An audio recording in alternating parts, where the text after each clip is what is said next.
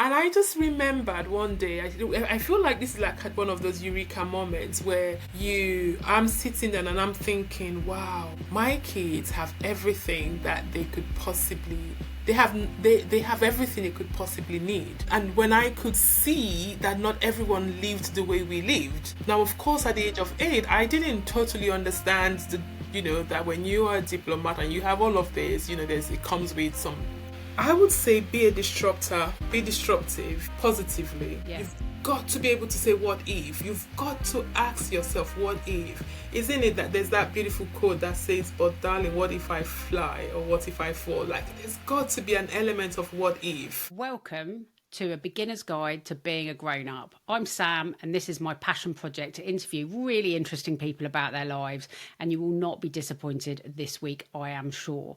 So this week I am thrilled to be interviewing Dr. Tessy Ojo, CBE. So Dr. Ojo is a globally recognised leader in social justice, youth empowerment and women's leadership. She has served as the chief executive of the Diana Award, expanding its reach and impact under her leadership. She is also the founder of Tessy's Brunches, and I'm sure she's going to talk about that more, an initiative to empower women through connections and personal growth. With accolades such as the CBE and the Martin Luther King Award, she stands out as a beacon of inspiration. And I can say that because I've spent a bit of time with her and she really is very inspiring. She has other roles, extending to be a non-exec director for Comic Relief and the co-chair of the I Will Leadership Board. Her commitment to youth and social equity is evident in her media appearances and her social media presence. So please join me in welcoming Dr. Tessy to talk to us today. Tessy, welcome. Oh my God, I don't recognize that person you were describing. Thank you so much for that beautiful description. Well, I genuinely mean it, and I know you're going to give us a really fascinating interview today. So let me start with, tell me a little about your journey into adulthood. It's a really great question. My journey into adulthood was quite an interesting one. I had great parents. My dad was an ambassador, and my mom was a head teacher, and we lived in various countries growing up, which I think a lot of people sometimes are not comfortable with change. But I think when you've had that type of diplomatic background, change is a constant, and you just learn to. I get excited with change. Change excites me because you're thinking, what's next? Who am I meeting? What's this new place gonna be like?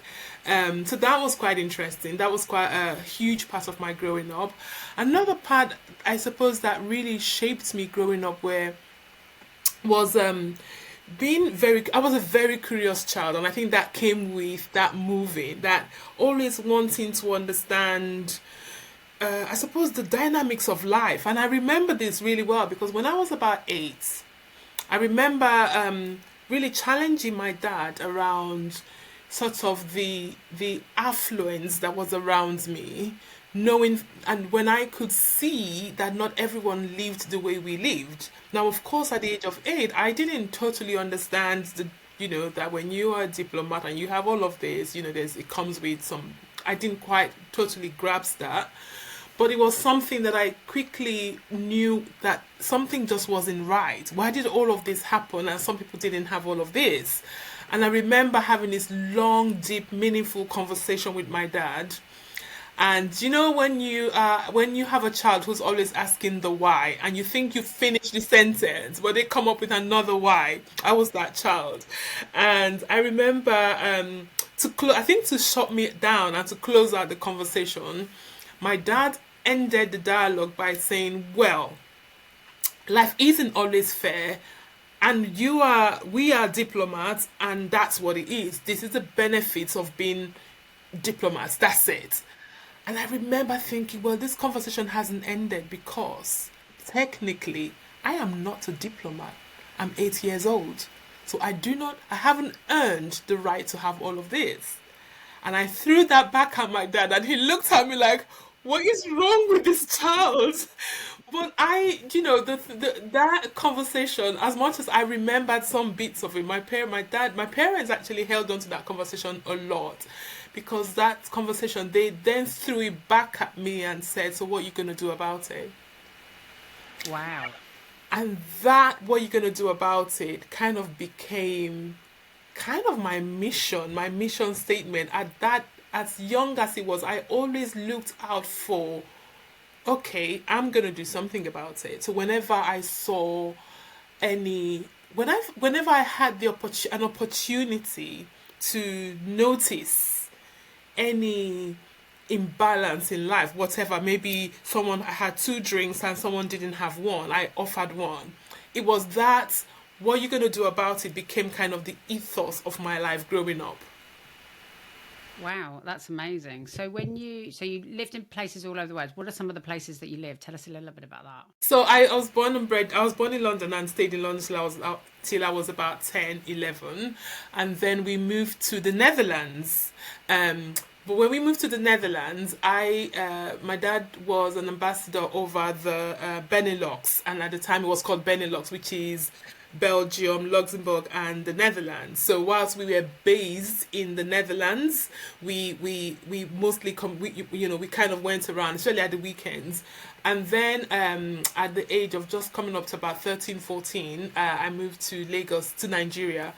So those are kind of my three formative. I would say the two biggest places that had a massive influence in my life was London and Nigeria. And I guess quite a different way of living between those two places as well, a quite different lived experience, even as you Very, grew up. very, very different. Very, very different. And it came with, but I think it was all different. But I think I was never scared of change. I was kind of always looking forward to the next thing. The change that happened when we moved to Nigeria was quite different because I'm the third of seven children. But when we moved to Lagos, my two oldest didn't come along because we're coming up to their GCSE year, and so they were sent back to London to boarding school, and so this was the biggest change that I was most uncomfortable with because to a large extent I had kind of lost the two, kind of my protectors, the people who kind of looked out for me the most in terms of my two older brothers. So I think that was my most uncomfortable move, my most uncomfortable change, and also to a large extent a change that also kind of defined me a lot because when we um, when we moved, I remember now trying to make friends. I never struggled with making friends, particularly because I had maybe older brothers, and so they kind of had older people that came around, and I was friends with their friends' siblings, and that's how the friendship started. But then, as the oldest sibling, at that point, I had to now make my own friends. Um, and I eventually had a friend with who I absolutely dearly loved, and I went to visit her one day, and I realized this is a very long story, but I'm going to try and cut it short.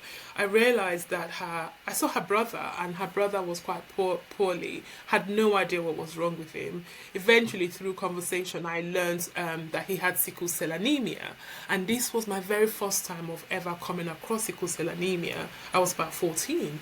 And I began to kind of read about it.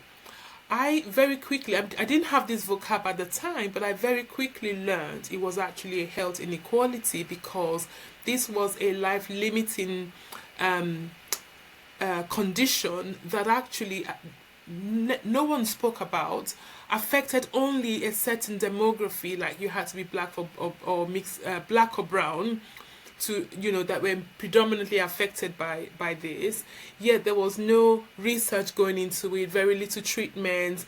At this point, I was also trying to choose my GCSE subjects. I literally decided this was going to be my life's cause. I was going to be the person who, if no one was going to fix this, and I had to fix it. I remember deciding I was going to study biochemistry for my degree, really focused on my biology, chemistry, my sciences, because I thought this is what I'm going to do. If nobody else cared about this, I wanted to care about it and I wanted to fix it. And so that really shaped my life in the sense that I did go to university, I did study biochemistry, with the absolute determination to be that first person to cure sickle cell or to find a cure for sickle cell anemia. I did graduate, I did get a first job, but I also realized that I absolutely didn't like being a scientist, sadly. I know. I know. That curiosity and determination to help and make a difference is very clear from that 8-year-old through to that teenager through to university. So Yeah. what happened then? So you got into a lab and you're like, maybe not for me. So I love the academic rigor. I realize I do love the academic rigor. I do love to. I think when you're curious, you want to learn things. So I love the academic rigor, but I also loved people. I realized that I needed to be with people. And I realized being a scientist, my first job as a scientist, working in a lab, was didn't really interact with people, and that was the bit I hated. I didn't hate anything else. I just hated the fact that I felt cut away from people. And I often say now that people give me life. Like being amongst people and interacting with people is a huge part of who I am. And just that change, meeting new people, all of that is it's very important to me. So I remember then, after graduating and saying to my immediate older brother, like, what do I do? Like, I feel like I have spent from age 14 to almost age 21 being 100% absolutely clear and focused on what I want to do. And then having this job at 21 and realizing that I just don't I couldn't see a future where I spend my time in the lab. I just didn't see it. And my brother had just completed an MBA at the time. He worked in the tech industry or in some industry. I can't remember what industry he worked in. He just said, "Look, why don't you just do an MBA? That would just open doors for you." And I did. I did an MBA. And actually, when I finished my MBA, I got a job in tech. And this is it. So in my head, I thought, okay, this is cool because tech was very new. This was about 1996, 95, 6. And I thought this is quite cool because it was about 95, 94, 95. I thought if I started this job in tech was so new that actually using tech to cure something was not out of the it made sense. I could see the alignment in still pursuing my purpose, but this time rather than doing it through rather than doing it through the lab, I would bring my science background plus tech, and that could be in that innovation. So I thought that's cool. I'm going to get into the tech industry, and I'm still going to be very, very much aligned to my purpose. So that was kind of how my career went on until I realized I was quite far. I loved tech, loved everything that tech brought, but I think tech wasn't at the time interested, and I say this very loosely, interested in social good. Tech at that time was very focused on other stuff like what tech does the best, what tech does, and there wasn't an interest in social good. And I use the word social good now because we have the vocabulary to articulate what I wanted then, which makes absolute sense now, but no one thought about those aspects at the time. No, I think the kind of meditech and social tech and that social purpose probably wasn't in the vocabulary in a way it is now. Yeah. Yeah, absolutely. So you moved away from the labs, went into tech to continue to try and change the world. There's a definite theme here. And so tell me how you ended up at the Diana Award. Okay, so that's another really long story, but I'm going to try my best to shorten it. So It doesn't matter how long the episode is, Tessy. You take as long as you like. I want to hear the story. So I stayed in tech. I got married, and tech was great. I actually enjoyed tech. I think the geek in me found tech really enjoyable because tech had, you just learned new stuff. And I also part of my role was also teaching, learning and development, teaching, bringing this technology to companies. And so that being with people, teaching people this, was just something I absolutely loved it. I absolutely enjoyed it. And I had my first child. I took some time out in 1998. I didn't take a lot of time, at that time you only had 12 weeks maternity, shock, horror. So I had my baby and went straight back to work. And then in 2000 I thought, oh, do you know what? I'd been here for a while. I needed to kind of really take a moment. I think increasing over that time, I think I got increasingly, when you love what you're doing, you have it had great wage from it, great pay, great everything, but I felt restless inside of me. I knew deep inside of me that the 8-year-old Tessy was probably looking at me and shaking her head, was really disappointed that what's happened to this 28-year-old Tessy, or coming up to her 28-year-old Tessy, what's happened to her? She's kind of lost her way a little bit. And I remember thinking, do you know what? I would really love to take some time to just reflect. And as we had a child who was just coming up to, I think she was just gone past 1, I thought this is a good time to just plan for a second child and just take a moment, take a break. And so I did. And in 2000, I had my son. And I just thought, you know what? I'm going to take a year out. I'm just going to really think about what I really, really want. The thing that struck me, one of the things I did, if I'm going to rewind a little bit, one of the things I did when we first moved back to Nigeria was, my mom was a head teacher, and my mom used to say to me, oh, well, you talk a lot about doing stuff. What would you like to do with my school? She had a school, and I said to her, look, I would love to run after-school clubs for kids who didn't have access to after-school clubs, because I had a lot of access to stuff like that. And so I began to run after-school clubs in my mom's school. And I remember 13-year-old Tessy doing a poster. My first poster advertising this was, it said something like, if you are poor and your parents have no money to afford for you to go to after-school clubs, then this is a club for you. And that was pretty much the ethos. I wanted to look out for those who didn't have, those who were being left behind. Anyway, so flip back to the year 2000. I had my son. I genuinely felt incredibly blessed. I was coming up to, I think I was 29. I thought, like, where has all of this? I was, had a great, just everything was perfect. Life was perfect. Life was incredibly perfect. And I just remembered one day, I feel like this is like one of those eureka moments where I'm sitting there and I'm thinking, wow, my kids have everything that they could possibly, they have everything they could possibly need. Not necessarily physically having it, but they had me. And I knew that I would be their champion. I knew that I would be that type of mother that would break down walls and light up shadows and whatever. I would be your biggest nightmare if you were my child's teacher, because I would turn up at every meeting when you're hoping no parent turns up. But I had one of that moment when I thought, what about the others? What about those who didn't have a champion?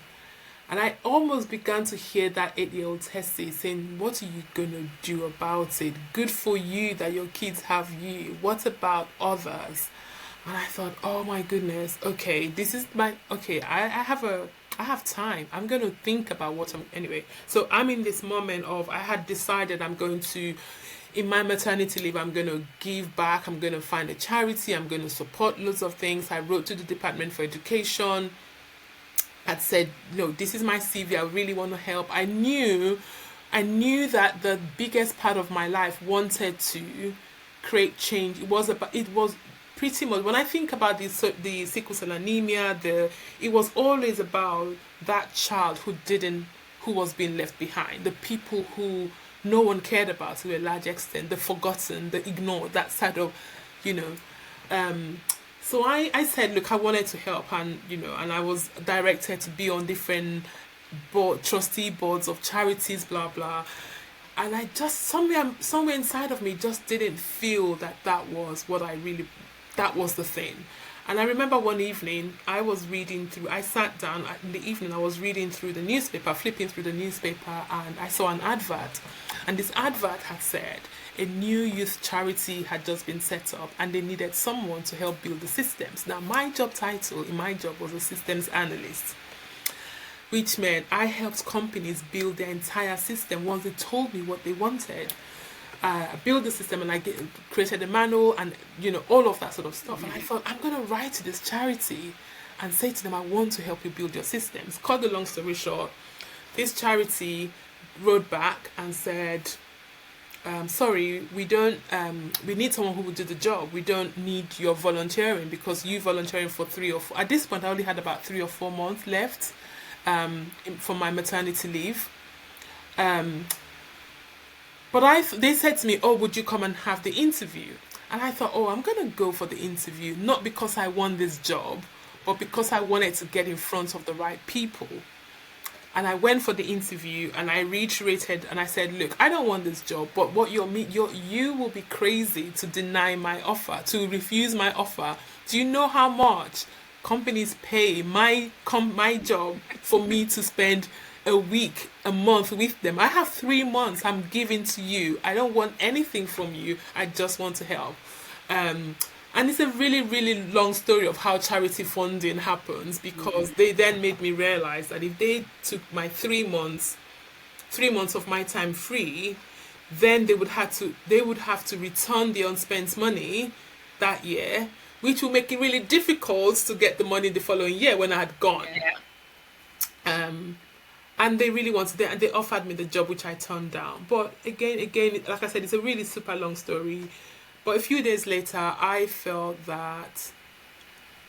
a few days later, 8-year-old Tessy crept back to my heart and said, "What? Why on earth did you turn that down? And it felt to me, this is the moment when it felt to me that you have always, always wanted to do something meaningful. You have always, always wanted to shift the dial for children and young people, and now you find an opportunity and you say no. Shame on you." This is how 8 years old Tessy speaks to me. And I thought, okay, cool. So I rang them back and I said, "If you would have me, I would do." Now, taking this job was the worst. At that point, financially, was the worst decision of my life, because it came with literally about £30,000 pay cut. This is in 2000. I said to my new employer at this time, I said to them, "You don't need to give me the salary, just pay to the nursery. That's how much." It literally covered my nursery fees for my kids. I had to say to my husband, you will have to give me my travel card money to go to work. I didn't even have that. But it was the best decision of my life. It was the worst financial decision, but the best decision when you think about a purpose-led life and a purpose-driven life. And I literally, if I was to answer what was the best decision, what advice would I give anyone? I would say just listen to that voice and pursue that dream, pursue that purpose. And it might not look pretty at the start, but it will come through. Yeah, that's amazing. So going back to your 18-year-old self, maybe I should ask your 8-year-old self, but we're going to stick with 18 for now. I feel your 8-year-old self would have been quite judgmental of you. But your 18-year-old self, what would she recognise about you now, and what would she be really surprised by? Oh gosh, she would recognize. I think she would recognize the purpose. She would almost say, "I knew it. I knew this is what you were about." Can I tell you one story? I'll tell you a story. So I told her I studied biochemistry, and my biochemistry lecturer my lecturers were great. I loved them. Anyway, a few years ago, no, maybe 10 years ago, I connected with one of my lecturers on Facebook. And when he looked at what I was doing, he saw everything about me on Facebook, and he said, "Oh, Tessy Ojo, I'm so glad you found your calling.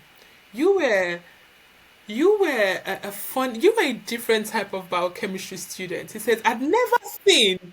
He said the way he said, "I'd never seen a scientist who tells the story of enzymes like the enzymes are their best friends." You are a natural storyteller. I think that's definitely fair. He said, I said to him, "Was that a compliment?" He goes, he said, they all sat down and they read the story and they kept saying, there's, I got all of the words right, but if the way I talk about the enzymes, I talk about them like they're real life people. I tell the story of them, and then suddenly they're like, you can't quite feel her for what she's done, but it's just not scientific. It's a storyteller who's trying to be a scientist. So I think that my 18-year-old self will go, finally you found your calling. That's who you are. You are a change maker. You see things as, to me, things are people. People, I see people in stuff, and I want to, I want people to thrive. I want people to survive, and injustice is something that really I don't know, hurts my soul. And so when I see that, I want to see it, and I want to platform it. I want to tell the story of it so that change happens. Amazing. So what would she be surprised by? What would she be surprised by? Oh, I know what she'll be surprised by. So this is what she'll be surprised by. So I'm 6'1", I'm quite a tall girl, and I really struggled with being tall because I've been this high since I was 13. Interestingly, true life story, at one point, I think I was about 14, I actually asked my parents to have my legs amputated because I hated being tall. I was bullied for being tall. I was called all sorts of names, and I absolutely hated it. I was so uncomfortable as a tall girl. I think my 18-year-old self, I think it was, to be fair, I think it was just about that age I began to finally embrace my height and see tall as beautiful. I think my 18-year-old self, looking at me now, that I do a bit of fashion modeling, I do tall modeling, I do it all for social good. I talk about inclusivity, being inclusive, and tall brands, and wearing your height and standing tall. I think my 18-year-old self will go, who is she? Who's this person? Who's this person who's wearing 4 inches high heels? Because I never wore heels when I was uncomfortable with my height. I think my will be pleasantly surprised, but almost to a double take about who is she? Who is this person who's got heels on? So that would be a huge surprise to my 18-year-old self. I think that's so powerful, isn't it? 'Cause when we're younger, we care so much about what other people think. Yeah, for and not sure. fitting in. And I think as we get older, we definitely come into our power. 100%. 100, and it's like I could never, I think I was, yeah, as a teen, I could never wear heels ever. If you bought me heels, I actually found a way I took them to get the heels cut down. But I could never dress up now without wearing heels. I could never do it. I could never. Like when I'm out and about, yeah, I'll stay in flats. But to me, like I want to show up in my 4 inches heels. If I could wear 5, if I found I will wear heels. I want you to notice me like I'm 6'1", but if I can add more, like, look, this is me. I'm here. I'm all of me. I'm ready. Look at me. Like, please look more. That's almost, and it's just so funny thinking about my younger days. Yeah, so it's that. I think that would be a huge shock to my 18-year-old self for sure. I think that's so powerful. As if you've got older, just that you just get more confident, don't you? As you age. And I think part of that is you go through those times of finding it really hard and feeling out of place, and then you realise that you can survive that. And that brings us to the next question, which is around kind of experiences of kind of failure or rejection. So have you got any examples where, like, times in your life where you've just not managed to achieve the thing you wanted to do, and how you cope with it? Do you know what? Being a charity chief exec is it's full of it. I was chatting to a charity chief exec just this week, and she said to me that she said, I've realized that actually if you wanted to rewrite my job title, you should just call me professional beggar, because I spend 80% of my time asking people for money. So professionally, that's what I do. And I said to her, so how does that make you feel? She goes, I don't know. And I said, girl, get comfortable with that. I love it. I love I love it. I said, well, the thing I've come to terms with is firstly I'm never asking for myself. I'm not asking you to feed me. I'm not asking you for anything. I'm actually helping you. I'm helping you redirect your funds. I want you to be a better person. So actually I'm doing you good in that sense. So you have to set your brain, your mindset to that, to say, look, it's not about me. If I can, some people have a lot and some people don't. And it's my mission in life to balance it out. And that's what I do. Having said that, when you come into those spaces really, really so passionate and you can see the needs, and when you get those rejections, because ultimately there's so many things that calls for money, right? We all have multiple needs, and when you have those no's, they're so, they're quite demoralizing, because you almost want to say, do you not see this need? Do you not understand? Can you not see it? And whilst they might see it, and that might just not be their priority.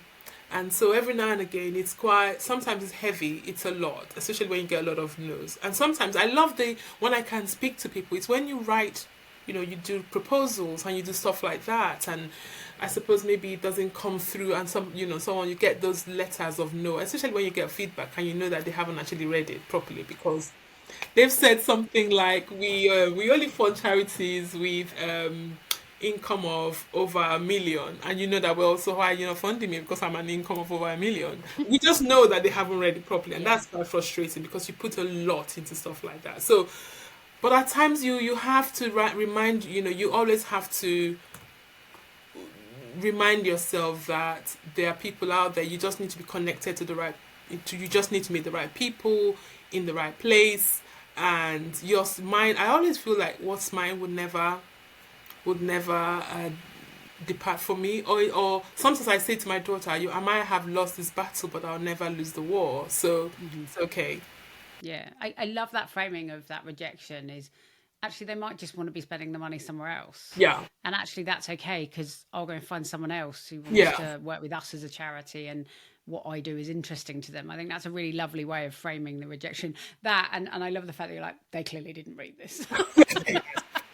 And every now I'm and sure again I that take. happens. But to me, I got actually. Do you know what? I got one of those this week, and the reason they gave was so not it. So I went back and I said, "Are you sure this email was for us? Because the two reasons you gave was it's not us." And I attached again an annual report that demonstrated that the two reasons they had given, and so I'm waiting for their response. But I know this happens. Like sometimes it's not read, and and I think that at moments like that you feel, it's. Do you know what? It's what we're here for. I'm signed up to this, so I'm here for the long haul.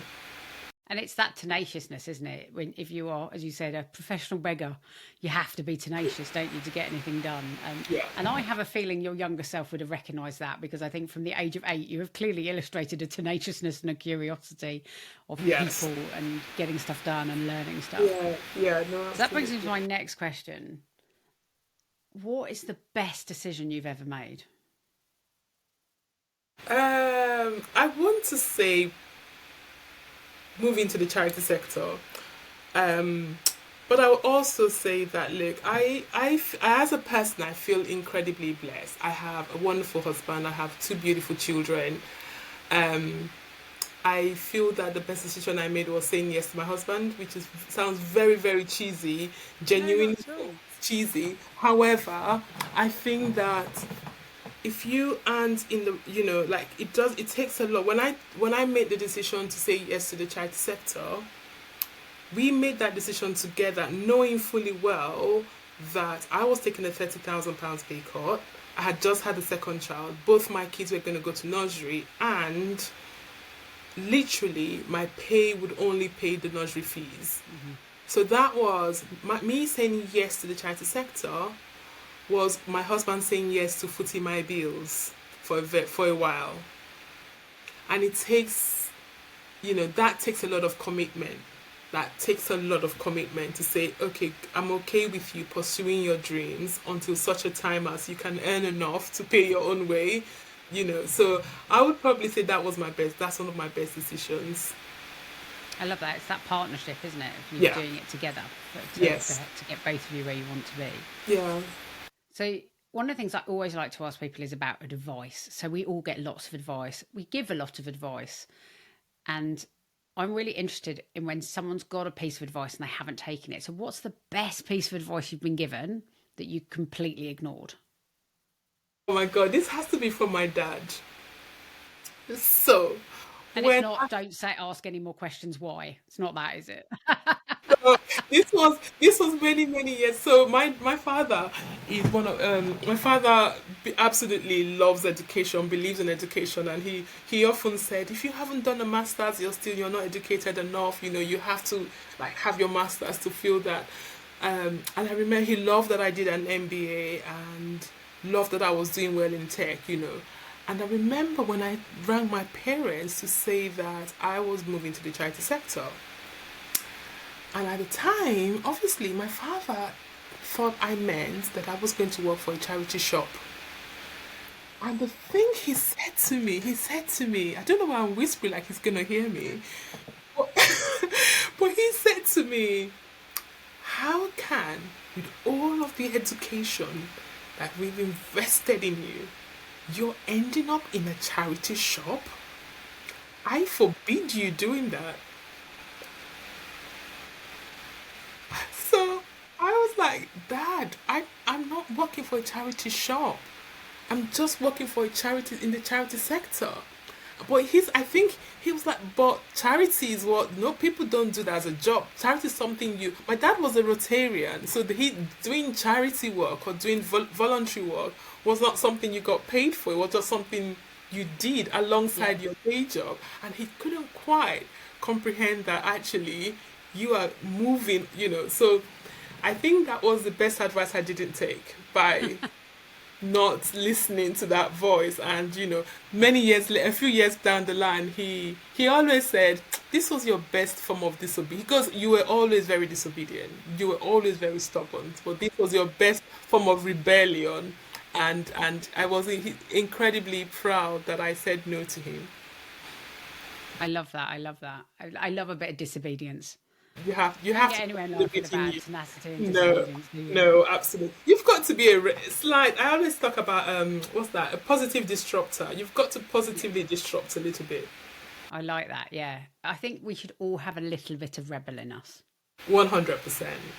It's how stuff gets done, I feel. 100%. 100%. I couldn't agree more.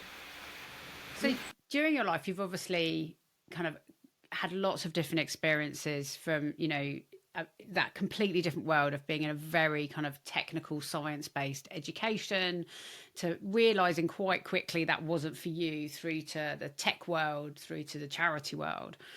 And obviously there's a theme through that for you of that social change and wanting to fix inequity and around the world. Um, so in when we do this podcast, I ask everybody the same question, which is, if you could put something into the beginner's guide to being grown up with the experience that you've had in all those different areas and your individual journey, what's the one piece of advice you would put into the beginner's guide? It's so hard. I don't know. That is such a tough question. What is the one thing? I would say be a disruptor, be disruptive positively.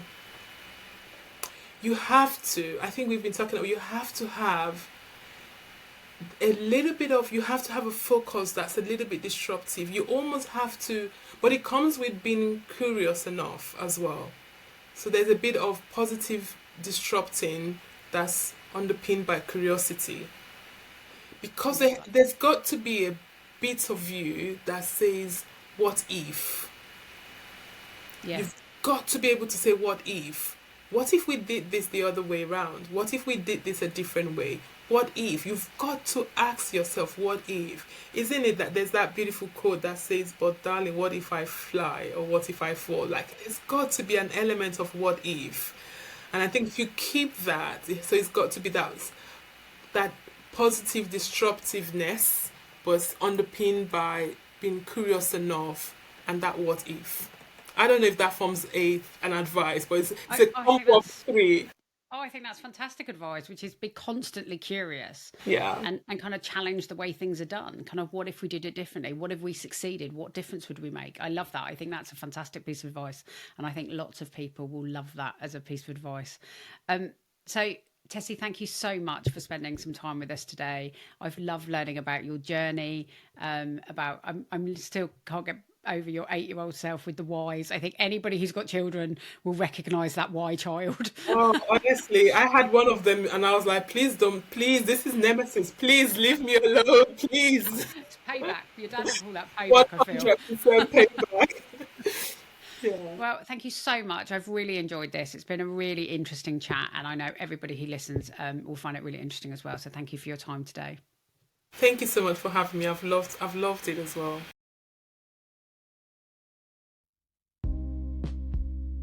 Thank you for listening to this episode of A Beginner's Guide to Being a Grown-Up. If you enjoyed it, please like, follow and subscribe wherever you get your podcasts. If there's someone who inspires you that you'd like me to interview, you can find me on LinkedIn, Instagram and TikTok. In the meantime, enjoy being a grown-up.